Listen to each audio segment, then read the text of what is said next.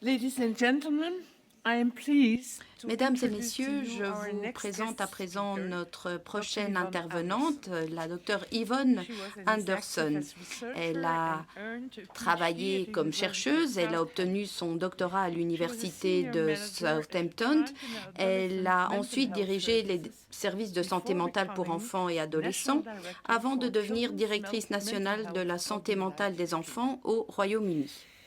In this capacity, she À ce led titre, national elle a programs dirigé on des programmes partnership nationaux sur facilitation, l'établissement de workforce partenariats, planning, la camps to adult planification des transition, ressources humaines, la and transition des participation, services de santé mentale pour turning adultes what young et people adolescents say vers into what l'âge adulte services et do. la In participation, transformer ce que 2008, disent les Dr. jeunes en ce que Anderson font les established services. En CERNIS with the 2008, le goal of docteur Anderson improving a public créé le services, CERNIS dans le but especially d'améliorer les those services concerning the publics, health of en children and particulier young ceux people. qui traitent de la santé des CERNIS enfants et des works jeunes. with public Le and CERNIS voluntary travaille avec le sector personnel staff et les and bénévoles du clients secteur to public ainsi develop qu'avec les systems, patients pour processes développer des and systèmes, des products that processus et des support produits service qui improvement. favorisent l'amélioration des In services. 2010, En she started to 2010, develop the Mind Yvonne of My Anderson a Own app, collaboré avec as well 1625 as pour Well créer Informed, l'application a Mind of My web-based Own, service ainsi about que young Well people's mental Informed, un health service en for ligne sur la professionals santé mentale without des mental jeunes health pour les training. professionnels n'ayant pas reçu de Since formation 2015, dans le Dr. domaine Anderson is director de la of santé Mind mentale. of My Own,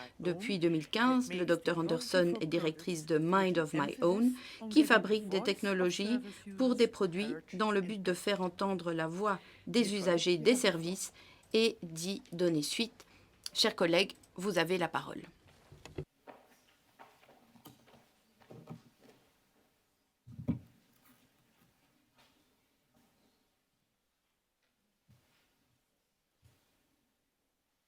I just put my timer on. Voilà, je vais lancer mon chrono pour être sûr de ne pas dépasser mon temps de parole. Merci beaucoup. Je suis très heureux d'être parmi vous. Merci, Majesté. Merci, chers collègues, pour votre invitation. Et j'aimerais apporter une petite correction à ce qui a été dit. J'ai uniquement été directrice d'une association en charge de la santé mentale au Royaume-Uni. Je n'ai pas été directrice de l'ensemble des services de santé mentale pour les enfants et les adolescents. Alors pourquoi avoir choisi des tartes sur ce transparent? Du beurre, de la farine, du sucre, des pommes, c'est délicieux. Et lorsqu'on mélange le tout, ça donne une préparation formidable. On trouve les tartes dans toutes les cultures, dans tous les pays. Et les avantages qu'ont les enfants à participer à toutes les discussions sont de différents ordres, physiques, émotionnels, psychologiques. Et lorsqu'on rassemble ces ingrédients, ils constituent plus que la somme de toutes leurs parties et permettent d'aboutir à une expérience formidable dont je vais vous parler aujourd'hui, si je parviens à vous montrer la page suivante. Voilà, désolé, j'appuyais sur le mauvais bouton. Merci pour ces propos d'introduction. Alors, je vais à présent passer au cœur de ma présentation et vous situer mon parcours. Alors, mes premières tentatives de participation se sont faites avec des jeunes en difficulté, comme on les qualifiait en 1991. À l'époque, j'avais terminé mes études universitaires depuis 4 ans. J'ai effectué ces tentatives de participation parce que je ne savais pas ce qu'elles allaient donner. Mais je m'étais aperçue que ces jeunes en difficulté devaient pouvoir être impliqués dans leur parcours de soins. Et à l'époque, je n'ai engrangé que des réussites partielles. J'ai également engrangé des échecs. Maintenant que j'ai créé ce logiciel, je sais ce que l'échec implique. Et ces premières tentatives de participation, en fait, ont jalonné toute ma carrière.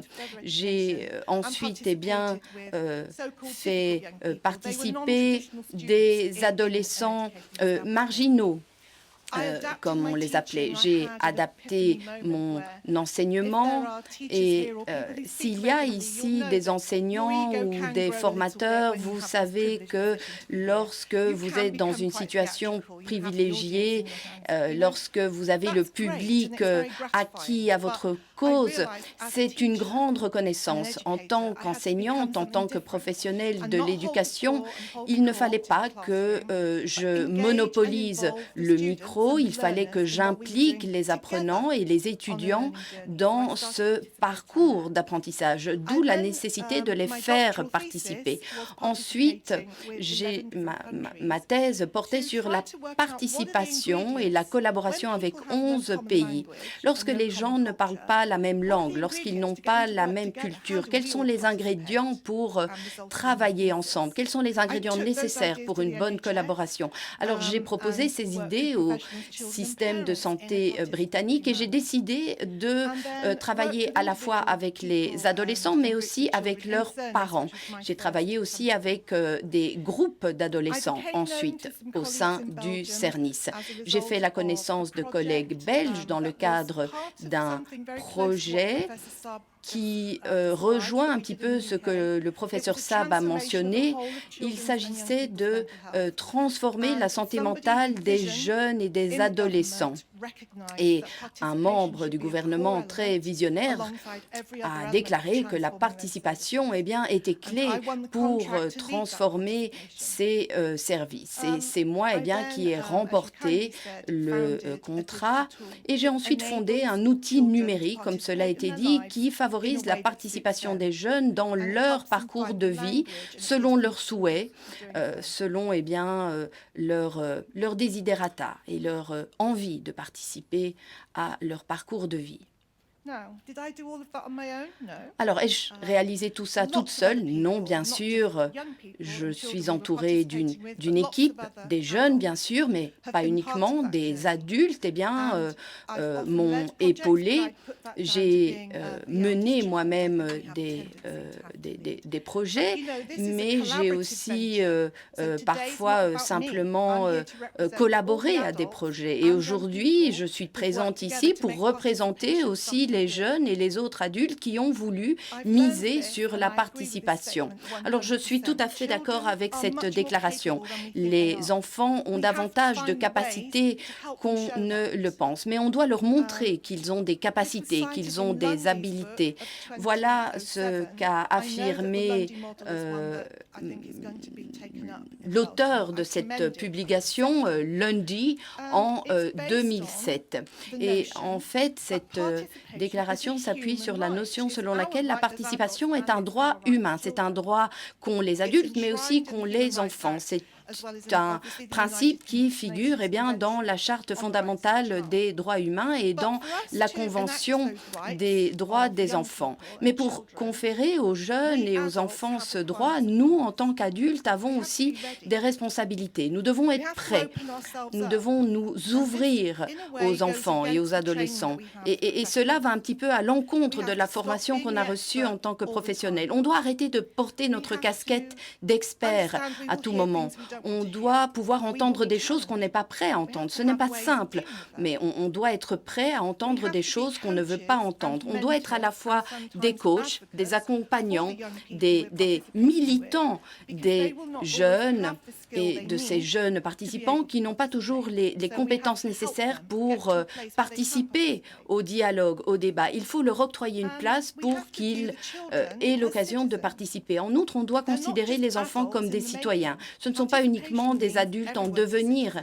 La participation implique que tout le monde est considéré comme un citoyen. En tant que directrice d'une société de logiciels, je puis vous dire que nous réalisons aussi une application pour que les enfants, les jeunes enfants avec des difficultés d'apprentissage puissent surmonter ces difficultés. Et il y a des enfants de 3-4 ans qui sont capables d'utiliser cette application pour dire voilà ce qui me rend heureux, voilà ce qui me rend triste, voilà ce qui me met à l'aise ou mal à l'aise. À 3-4 ans déjà, ces enfants peuvent utiliser cette application. Et dès l'âge de 7 ans, les enfants enfants peuvent utiliser cette application pour expliquer leur parcours de vie. On veut montrer aux enfants qu'ils ont davantage d'habiletés et de capacités qu'on ne l'estime. On veut leur montrer qu'ils ont un pouvoir dont ils n'étaient pas conscients. Si nous sommes capables d'ouvrir notre cœur et notre conscience aux jeunes et aux adolescents, eh bien, les jeunes et les adolescents n'hésiteront pas à se livrer, à s'épancher.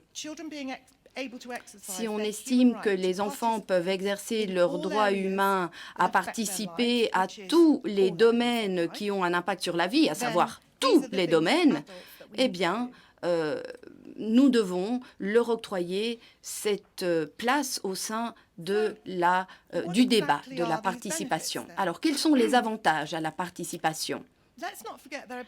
N'oublions pas qu'on a de nombreux avantages à tirer de la participation des enfants et des adolescents. J'en ai moi-même tiré des avantages au cours de ma carrière. Et les institutions ont aussi de nombreux avantages à tirer de cette participation. Dans le programme national que je dirige et qui vise à opérer une transformation en matière de santé mentale, les hôpitaux, les institutions médicales ont pu mieux comprendre les enfants grâce à cette participation. Les enfants ont pu contribuer au recrutement de thérapeutes, ont eu leur mot à dire. Et de cette manière, les institutions sont devenues plus solides. Les professionnels ont également tiré des avantages de cette participation, même si au départ, ils étaient quelque peu réticents. Ils se disaient, les enfants ne vont pas vouloir participer, ils ne vont pas venir aux réunions. Et on leur a dit, à ces professionnels, eh bien, voyons comment fonctionnent les réunions et demandons aux jeunes comment les réunions pourraient mieux fonctionner. Et nous avons modifié quelque peu le format de ces réunions. Les enfants étaient prêts à y participer. Et à l'issue de ces réunions, les professionnels ont dit, eh bien, ces réunions sont de meilleure qualité. Le jargon utilisé est plus simple. L'ordre du jour est plus gérable. On prévoit davantage de pauses. On implique bien sûr les jeunes et les adolescents. Ils ont aussi leur mot à dire dans le processus décisionnel. Eh bien, les professionnels étaient ravis. Les adultes, les parents aussi, parce que lorsque les enfants participent à leur propre niveau, eh bien, les adultes, les parents ont davantage accès aux informations.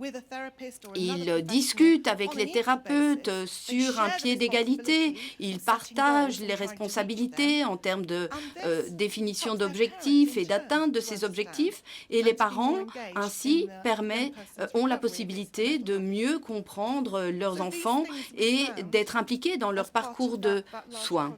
Donc voilà quels sont les constats auxquels nous sommes parvenus dans le cadre de ce projet. Alors, il y a 20 ans, on n'aurait jamais pu réaliser ce genre de projet. Les gens m'auraient dit, bon, c'est ce que tu veux faire, c'est ce que tu penses. Mais aujourd'hui, heureusement, depuis une vingtaine d'années, eh bien, les recherches montrent à quel point la participation des jeunes et des adolescents est profitable et génère énormément d'avantages, quel que soit notre domaine d'activité. Alors, je n'ai que 20 minutes pour vous faire cette présentation, mais je ne veux pas monopoliser le micro. Toute cette littérature est disponible sur Internet et ne fait que conforter ce que nous savons et ce que les jeunes nous disent, à savoir la participation est profitable à tous.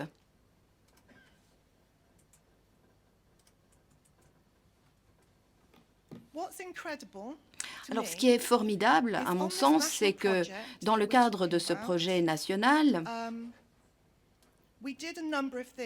nous avons réalisé plusieurs choses. Tout d'abord, nous avons aidé les jeunes et les adolescents au niveau micro pour qu'ils soient engagés dans leur parcours de soins.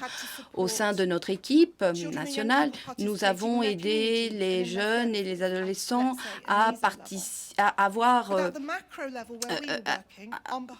participer davantage au sein de leur communauté. Au niveau des autorités, eh bien, nous nous sommes dit, nous allons travailler en partenariat avec les jeunes. Donc, nous avons recruté en fait des jeunes qui étaient atteints de troubles mentaux et qui étaient suivis par les services de santé mentale. Alors, on n'a pas pu engager, bien sûr, des tout jeunes enfants parce qu'il y avait des voyages à la clé. Donc, nous avons engagé des jeunes à partir de 15 ans. Certains d'entre eux n'avaient jamais quitté leur ville natale, n'étaient jamais allés en vacances. Certains n'avaient jamais pris le train, n'étaient jamais allés à Londres parce que c'est une trop grande ville. On ne leur avait jamais fait confiance. On ne leur avait jamais montré qu'ils pouvaient prendre leurs propres responsabilités et être auteurs de leur vie. Alors, on a organisé une petite formation et au cours des 3e et 4e années de ce projet, ce groupe de jeunes eh bien, avait été coachés et formés par nos soins et ont pu reprendre le contrôle d'une bonne partie de ce programme national du système des soins de santé britannique. Ils ont pu même proposer des mesures en faveur de la santé mentale des jeunes. Ils ont organisé des conférences, pas uniquement des conférences pour les enfants, des conférences comme celle d'aujourd'hui, comme ce symposium. Ils ont organisé et dirigé ces conférences. Ils ont pu aussi interpeller des responsables politiques.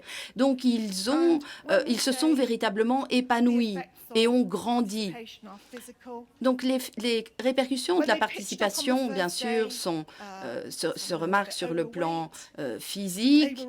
Alors, au début du cycle de formation, certains jeunes nous disaient qu'ils n'avaient jamais dû se lever aussitôt parce qu'ils n'allaient plus à l'école. Ils avaient arrêté l'école parfois depuis 1 an. Et à la fin du programme, eh bien, ils avaient confiance en eux, ils se tenaient droit, ils étaient capables de discuter en face à face avec quelqu'un, chose qu'ils n'étaient absolument pas capables de faire avant le début du programme. On les a vus changer physiquement, on les a vus changer intellectuellement. Là, la croissance a dépassé toutes nos attentes. Au début, eh bien, ces jeunes se disaient de manière un petit peu résignée, je n'irai probablement jamais à l'université. Eh bien, figurez-vous que bon nombre d'entre eux ont pu s'inscrire à l'université. 2 d'entre eux viennent de terminer leur master. Un autre vient de commencer un doctorat. Ils ont repris contact avec moi il y a 6 mois et m'ont dit « On est en train de rédiger un ouvrage sur la participation. Est-ce que vous souhaitez apporter votre contribution ?» N'est-ce pas formidable ? C'est une grande satisfaction. Alors peut-être que vous vous dites, oui, alors ça s'est bien passé pour ce petit groupe de jeunes qui se sont vus offrir une occasion en or, mais je pense bien qu'il est tout à fait possible de reproduire cette expérience. Bien sûr, peut-être pas à tous les jeunes, mais en tout cas, les jeunes avec lesquels nous avons collaboré se sont montrés ouverts à cette participation à tous les niveaux. Alors, j'aimerais à présent partager avec vous l'histoire de 3 autres jeunes qui n'ont pas participé à ce programme, mais avec lesquels j'ai travaillé. Alors, j'ai changé les noms. Alors, tout d'abord, Théa. Théa, quand il s'est pointé dans mon bureau, avait des cheveux tellement leux qu'on ne voyait pas son visage. Il se tenait comme ceci, tout penaud. Il était extrêmement timide, réservé. Il n'a jamais levé le visage. Alors, on a mis sur pied un programme de participation avec Théo qui, en l'espace de quelques mois, m'a aidé à concocter l'application. Et puis, au bout de quelques mois, il avait coupé ses cheveux. C'était une autre personne. C'était extraordinaire. Et puis Charlotte. Charlotte, eh bien, je l'avais rencontrée dans le cadre d'un autre projet de participation. Lorsqu'elle est arrivée dans mon bureau à Londres, elle avait des signes d'automutilation partout sur son corps. Elle était très réservée. J'ai essayé de lui parler des opportunités qui s'offraient à elle. Et puis, à la fin de la journée, eh bien, elle m'a dit, c'est la première fois que je quitte une réunion sans être dans une ambulance. Moi, je ne suis même pas psychologue, hein, je n'ai aucune formation médicale, mais j'ai véritablement été scotchée par ce qu'elle m'a dit. À l'issue d'une journée de discussion, de dialogue, eh bien, elle était déjà en train de devenir une autre personne.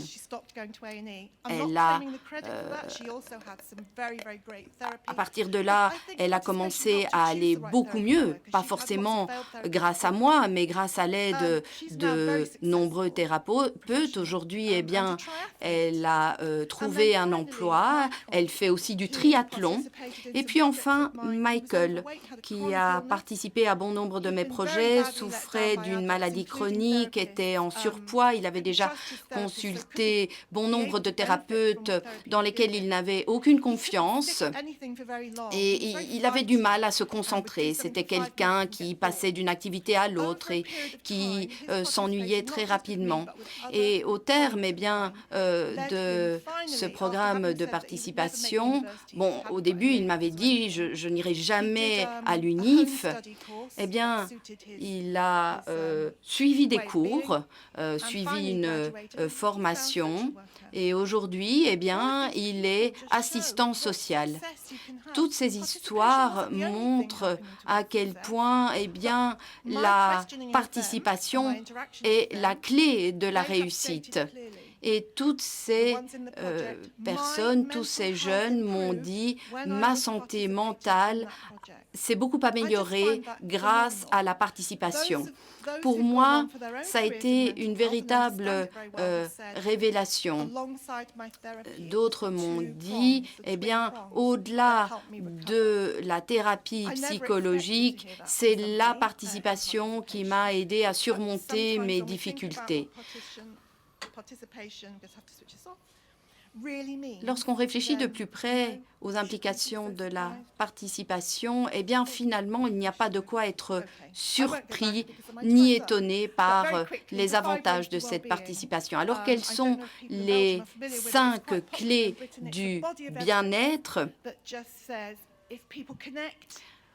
Tisser des liens, apprendre, être actif, eh bien, tout cela est générateur de bien-être et la participation offre toutes ces possibilités. J'en reviens à mes tartes. Tous ces avantages sont possibles car la participation permet de se fixer un objectif, au moins un objectif que les jeunes et les adolescents se fixent grâce à cette participation. Les jeunes, eh bien, grâce à la participation, se rendent compte qu'ils peuvent être acteurs de leur changement. Les jeunes s'aperçoivent, eh bien, qu'ils peuvent aussi être acteurs de leurs compétences, qu'ils sont des citoyens d'aujourd'hui et de demain.